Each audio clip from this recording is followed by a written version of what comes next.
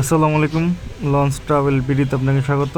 নতুন আরেকটি ভিডিও নিয়ে আপনাদের মাঝে হাজির হলাম, সরাসরি তেলঘাট ডগিয়ার থেকে। যে নৌযানটিকে দেখতে পাচ্ছেন সেই নৌযানটির নাম হলো MV green water 7। Dhaka Kathpatti Matlab রুটে চলাচলকারী এমভি গ্রিন ওয়াটার 7 বর্তমানে তাকে ডগে তোলা হয়েছে স্লিপার সিস্টেমের মাধ্যমে। গ্রিন ওয়াটার 7 যেসব ক্ষতিগ্রস্ত প্লেট সেগুলো চেঞ্জ করে নতুন করে প্লেট লাগানো হবে। তার পাশাপাশি নিচের তলদেশে রং করা হবে সম্ভবত।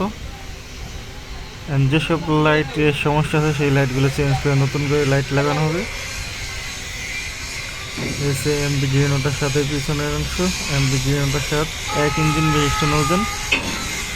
বর্তমানে তার বদলে সার্ভিস দিচ্ছে এমভি 71 ও ফাইম খান 6।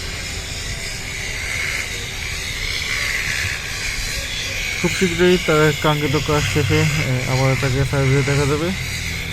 তো এই ছিল এমভি গ্রিন ওয়াটার 7 নিয়ে সর্বশেষ আপডেট। আপনি যদি ভিডিওটি ভালো লাগে অবশ্যই লাইক কমেন্ট শেয়ার করবেন, আর পরবর্তীতে কোন লঞ্চের আপডেট চান অবশ্যই কমেন্ট করবেন। তার পাশাপাশি এই চ্যানেলের নামে একটি পেজ আছে, পেজটি অবশ্যই ফলো করে দেবেন।